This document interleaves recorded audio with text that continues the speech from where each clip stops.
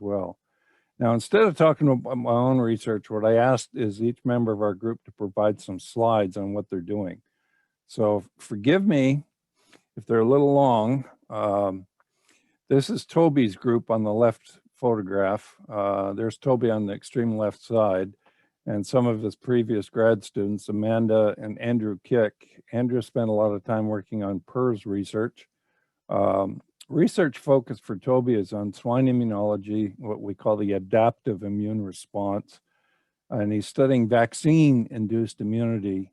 He also does work using the pig as a biomedical animal model for some of the immunological work in viruses.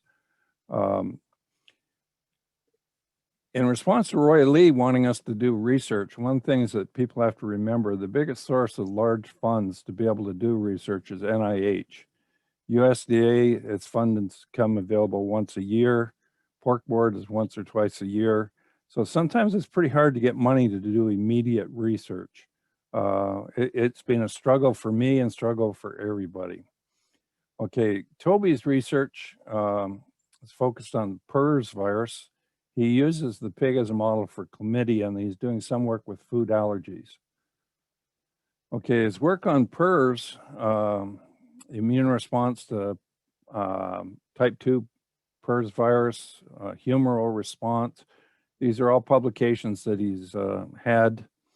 He's looking at vaccine-induced heterologous immunity to PRRS, which is very important. The vaccines are made from one strain of PRRS, but we all know that the virus changes out in the industry, and how well the vaccines cover some of these changes in the PRRS virus is a focus of Toby's work. His animal model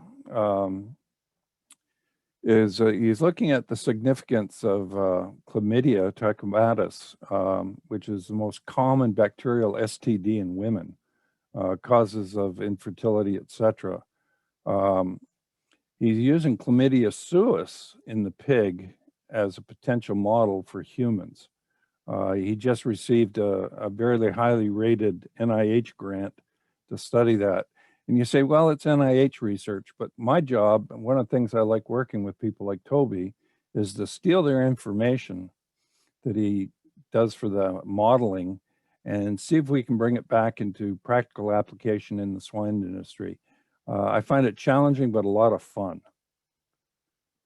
Another area that he's recently got into is food allergy in pigs, esophageal eosinophilia, which means inflammation in the esophagus that can be produced in the pig as a model for humans. Once again, when I saw the photographs and some of the work, the part of the esophagus that they have the reactions to remind me of gastric ulcers that we typically see in our pigs. So once again, even though it's being used as a human model because you can get large sums of money from NIH, there's always something that we can bring back and make it practical for the pork industry. One of our newer additions to our group is Ellie Chrissy, who's looking at virus-host interactions, again, from the pig to the human. Her work in particular is looking at PRRS and influenza virus on what we call the innate immune cells.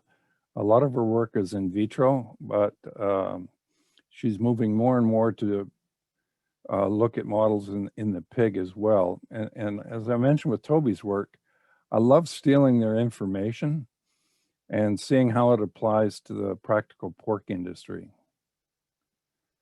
Other areas that Ellie is looking at is use of selenium and selenoproteins to evaluate its antiviral and immunomodulatory capacities to improve pig production. It's pretty heavy-duty work. Obviously, the restriction dealing with selenium is how can we add it to the feed without reaching the toxic levels. It's still extremely interesting. It's a hot area of research in humans, and Ellie, fortunately, is bringing it into practical production, pork production. Her last area of research is on platelet-rich plasma peptides, which can be used as polymicrobials and immunomodulatory. It's a mouthful. Yeah, it's challenging me. I'm not used to being able to say these big words, but so Ellie is obviously using the pig as a model for humans. Fortunately, she just got a Gates Foundation grant to look at the pig as a model for humans. Okay, Gustavo Machado, our epidemiologist, some of you have probably already encountered Gustavo. He's studying routes of between-farm disease transmission. His big emphasis is on farm-level biosecurity. And what his group developed is a program called RABAP, Rapid Access Biosecurity, which you can use on your cell phone.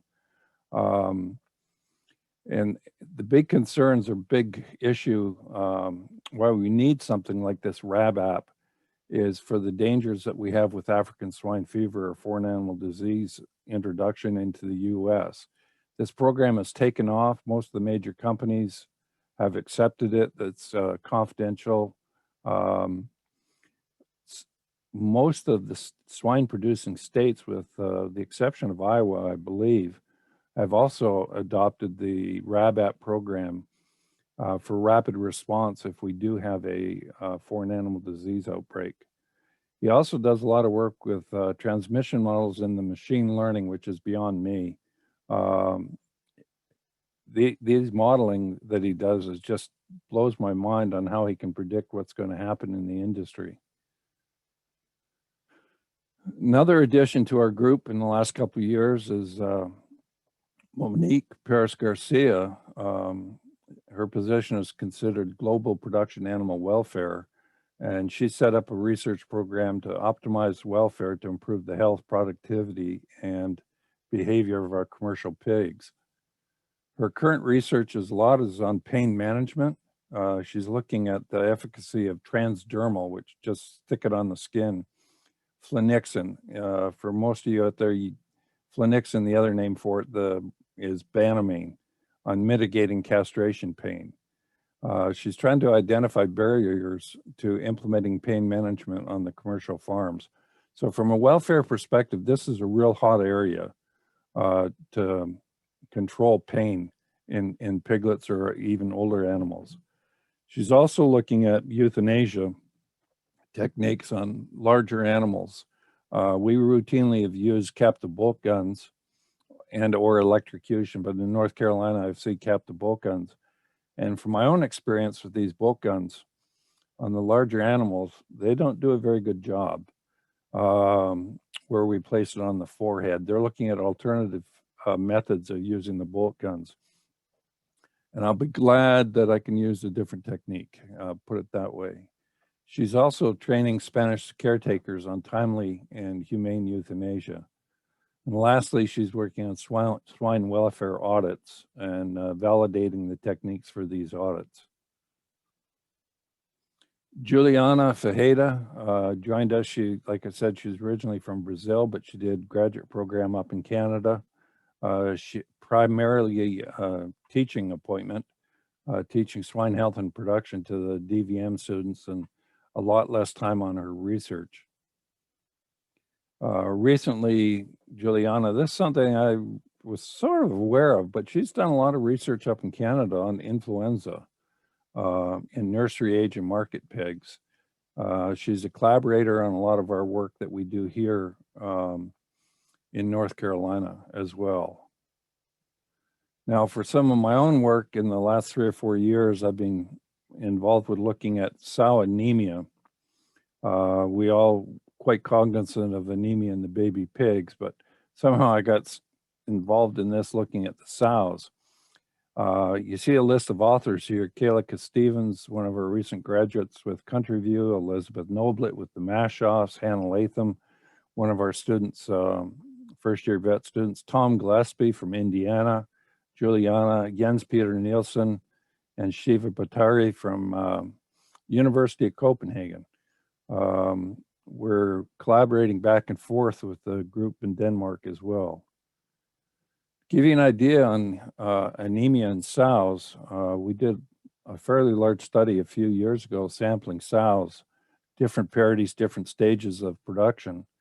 And essentially almost all the sows in late gestation and early lactation are anemic.